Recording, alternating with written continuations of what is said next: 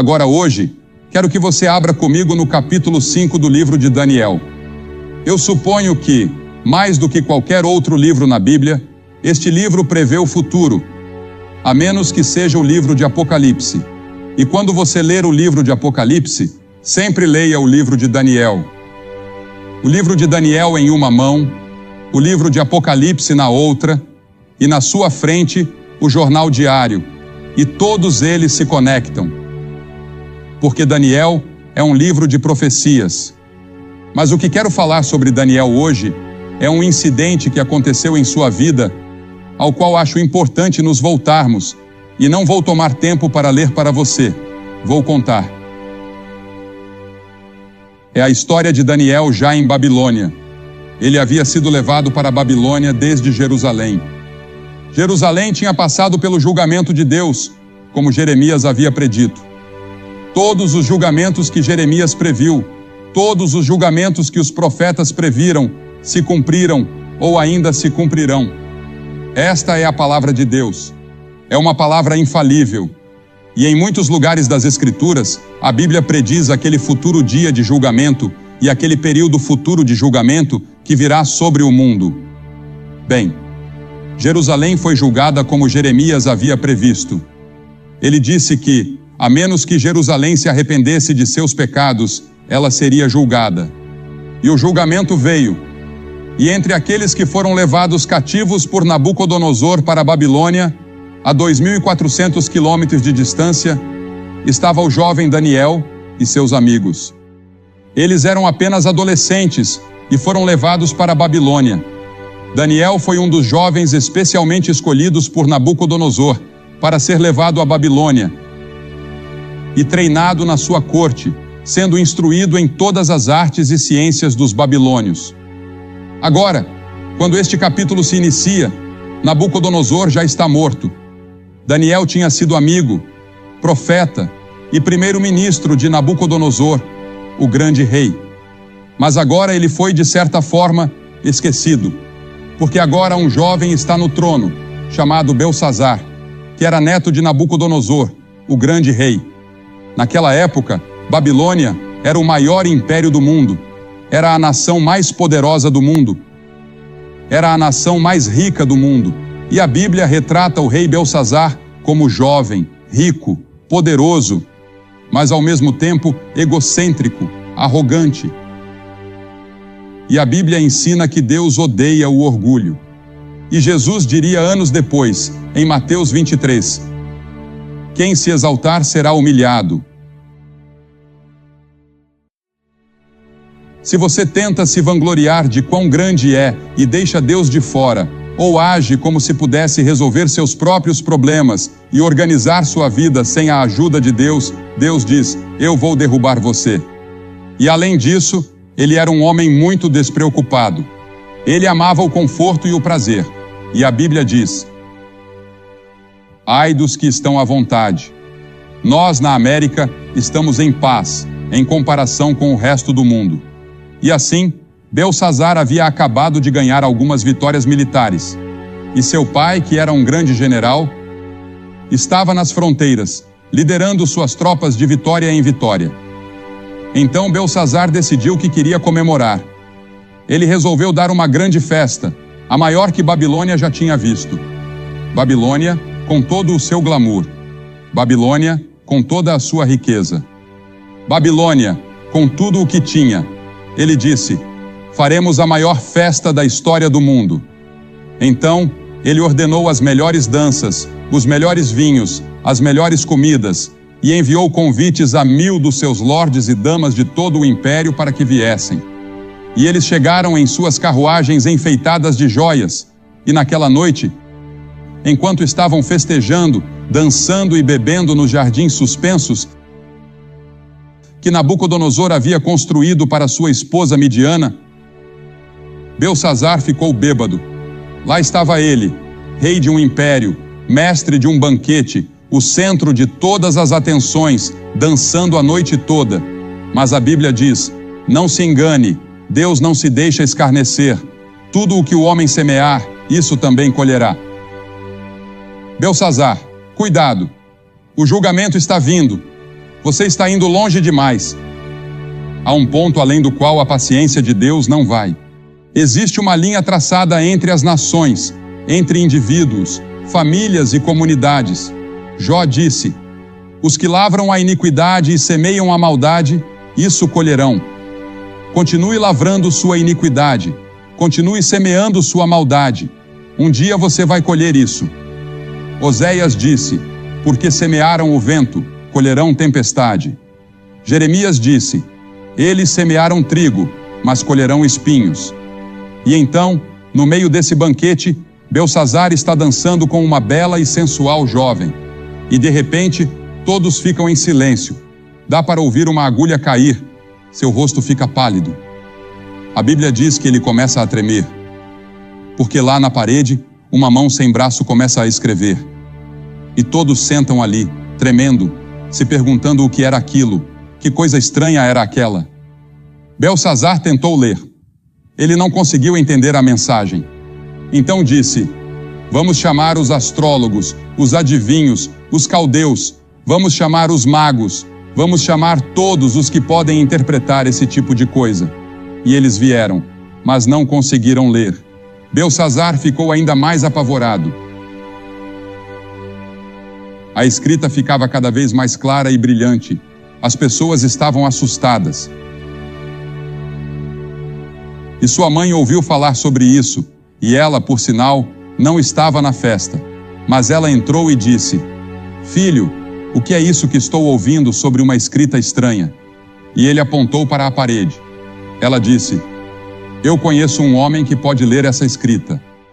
Seu nome é Daniel. Ele é um grande profeta.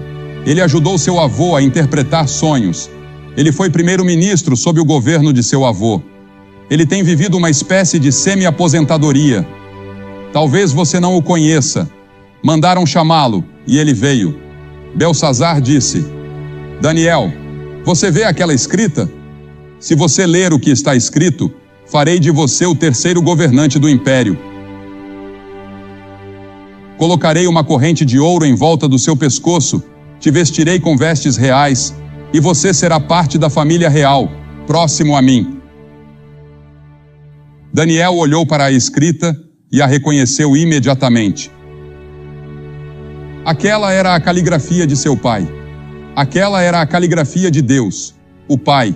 E Daniel havia estudado Deus e vivido com ele durante todos esses anos. E sabia que aquela era a escrita de Deus. Ele disse: Belsazar, eu posso ler a escrita, mas fique com os seus presentes. Eu não os quero.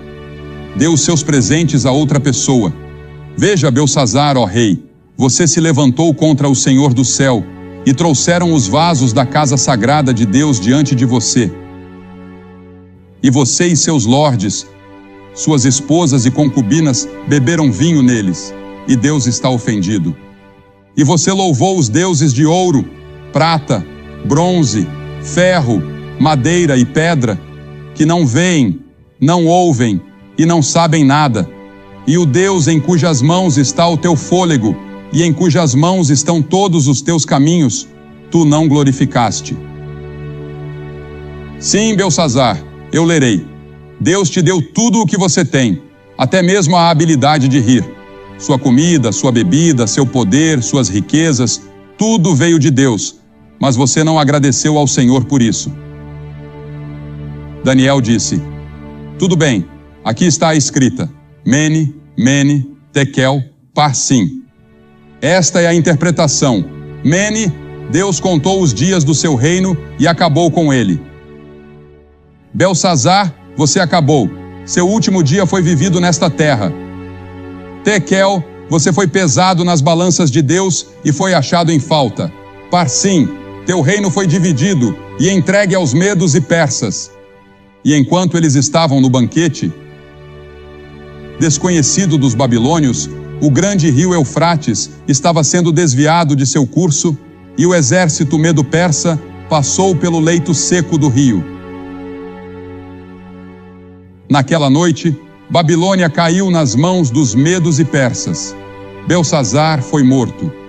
Daniel permaneceu e se tornou primeiro-ministro no próximo império. Ambos os impérios o respeitavam por sua sabedoria, sua fé, seu propósito e sua piedade. Será que Deus está escrevendo na parede da América hoje à noite? A palavra mene também significa lembrado. Deus se lembra. Deus se lembra dos nossos pecados. Deus vê nossa pornografia. Ele vê nossos filmes obscenos. E Ele vê esses novos filmes que estão sendo lançados, zombando de Jesus Cristo. Ele vê nossas mentiras, nossos enganos e nossa corrupção que permeiam toda a nossa sociedade. Ele vê tudo e as Escrituras dizem: tenha certeza de que seu pecado o encontrará. Mas Deus se lembra de outra coisa também, ainda não é tarde demais. Deus se lembra de esquecer. Quando qualquer grupo de pessoas, qualquer nação, se arrepender de seus pecados e se voltar ao Senhor, Ele perdoará seus pecados e curará a terra. Essa é a promessa do Senhor. Em segundo lugar, Ele diz: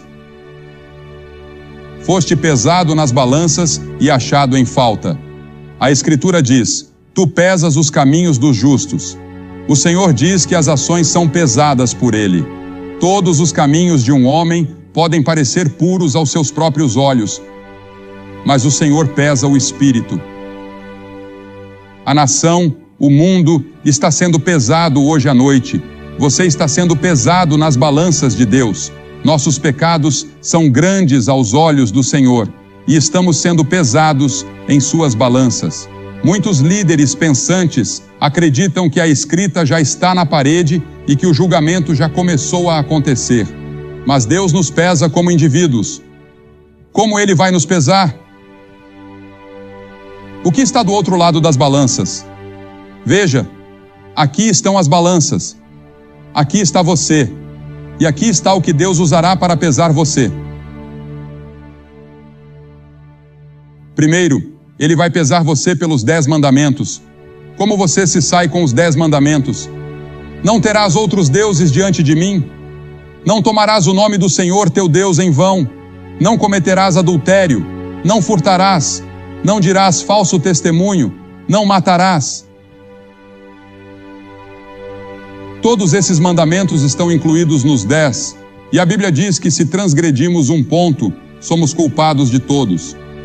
Se você quebrou um mandamento uma vez na sua vida, é como se tivesse quebrado todos. Bem, você pode dizer: claro, já quebrei pelo menos 1 ou 2 deles, então você é culpado de todos. E essa é a razão pela qual a Bíblia diz que somos todos culpados. Essa é a razão pela qual Jesus disse: aquele que está sem pecado, que atire a primeira pedra. Na mulher pega em adultério. Nenhum dos líderes religiosos poderia fazer isso.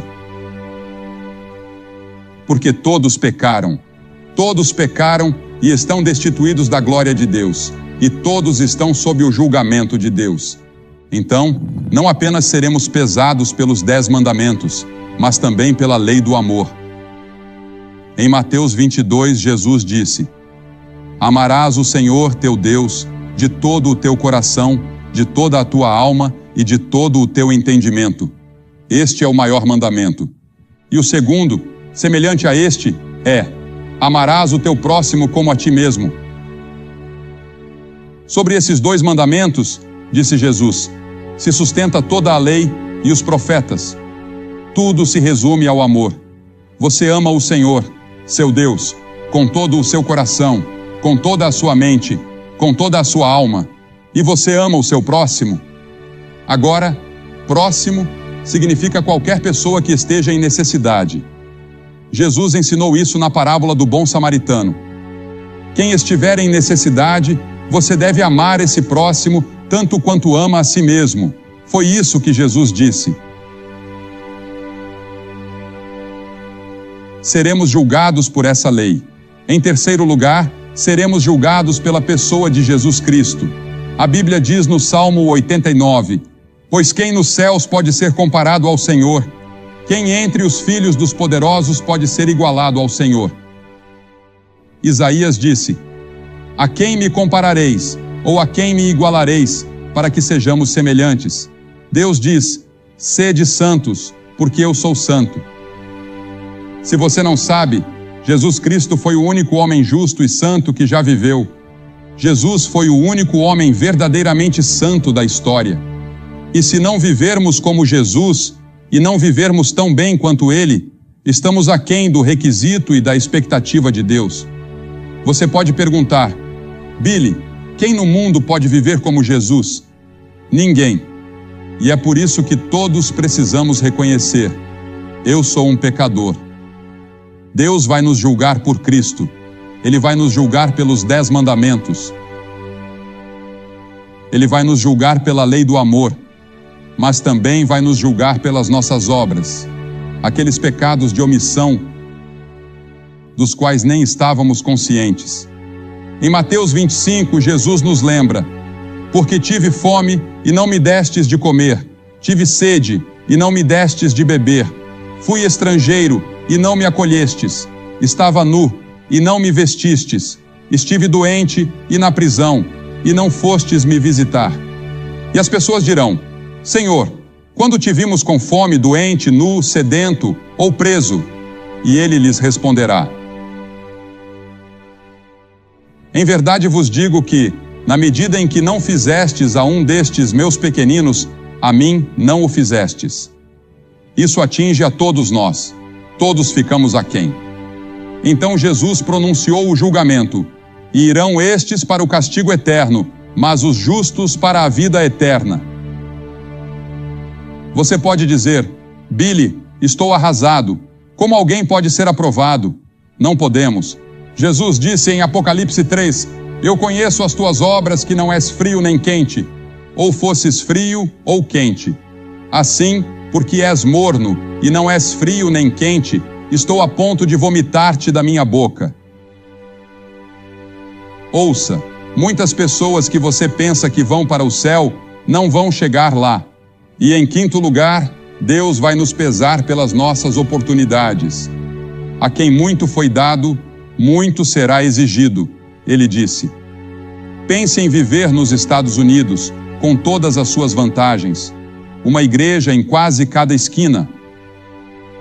Uma Bíblia em quase todos os quartos de hotel. Milhões de Bíblias disponíveis. O Evangelho pelo rádio e pela televisão. Pense em viver aqui. Ele vai nos julgar pelas oportunidades que tivemos. Pense na literatura cristã disponível nas livrarias. E não aproveitamos isso. A quem muito foi dado, muito será exigido. Você pode dizer: bem, Billy, mesmo nesse ponto, eu não consigo dar conta. Não. Mas a glória de tudo isso é que existe um Evangelho. E o Evangelho é uma boa notícia para pessoas como você, que estão sentadas aí dizendo: estou culpado. A boa notícia é que Deus enviou seu Filho Jesus Cristo à cruz para morrer por você. E Deus pegou esses seus pecados e fracassos e os colocou sobre Cristo. Ele se tornou pecado por nós. Agora, ele disse que os justos entrarão no céu. Como eu vou conseguir essa justiça por conta própria se não a tenho? Sou um pecador. Não peso o suficiente para chegar ao céu. Mas na cruz, Cristo providenciou uma justiça para mim. Ele providenciou uma retidão que eu não tinha. E hoje à noite, sou aceitável a Deus, não porque fui bom, ou porque li a Bíblia, ou porque preguei para multidões de pessoas. Sou aceitável por causa de Cristo. Sou aceito no amado por causa dele. E esse é o seu privilégio neste momento. Você pode apropriar o que Cristo fez na cruz para si agora mesmo, e pode sair daqui pesando o suficiente para chegar ao céu. Pesando o suficiente para ter seus pecados perdoados. Pesando o suficiente para viver uma nova vida. Foste pesado nas balanças de Deus e achado em falta. Será que você foi achado em falta? A última palavra aqui é parsim, dividida. Teu reino foi dividido. Deus disse: Belsazar, estou tirando seu reino de você. Acabou. O julgamento chegou. É tarde demais. Será que Deus vai dizer isso para você? O julgamento está chegando. Será tarde demais? Eu conheço pessoas que sabem disso, aceitam e acreditam, mas continuam alegremente dançando rumo ao inferno. São como o rato que foi pego na armadilha e continua mordendo o queijo depois de ser capturado. Você ainda está mordendo a isca do diabo, mas já está morto no que diz respeito à eternidade. Eu acredito que esta cruzada foi realizada no momento certo, pela providência de Deus, no momento certo na história da vida de muitos de vocês. Pessoas oraram por você. Pessoas trabalharam e contribuíram para que isso fosse possível. E agora, este é o seu momento com Deus, para recebê-lo em seu coração, para ter certeza de que você pesa o suficiente.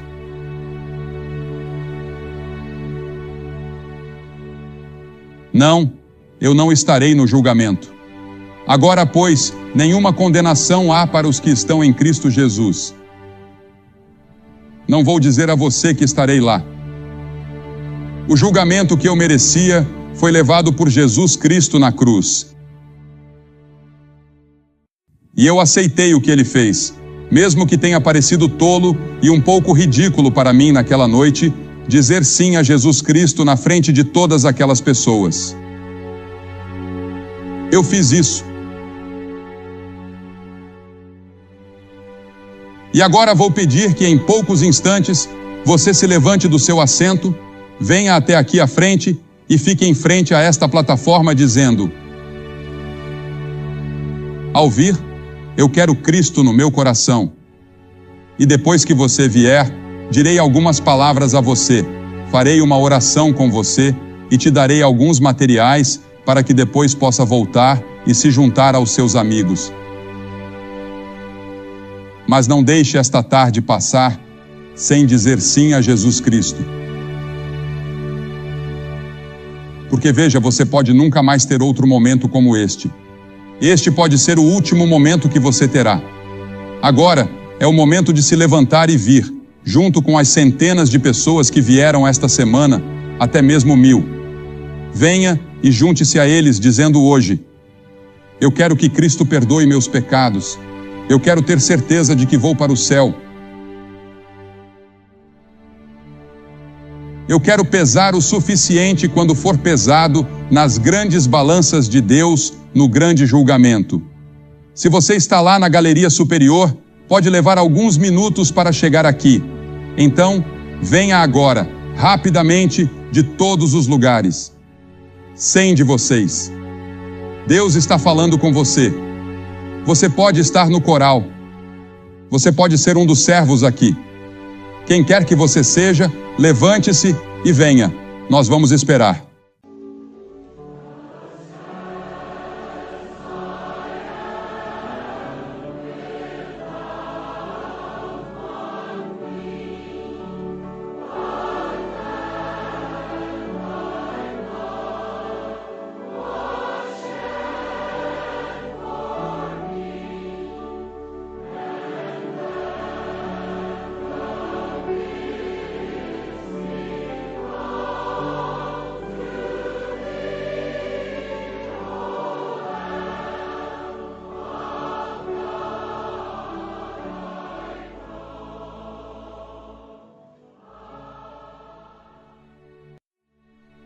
Como você pode ver pela televisão, centenas de pessoas estão vindo aqui em St. Louis para se comprometer com Jesus Cristo. Elas querem ter certeza de que seus pecados estão perdoados. Elas querem saber que pesam o suficiente nas balanças de Deus. Não, eu não acredito que seja tarde demais para os Estados Unidos se voltarem para Deus. Eu acredito que ainda podemos ter cura em nosso país. Eu acredito que podemos nos voltar para Deus e encontrar uma nova atmosfera se fizermos isso.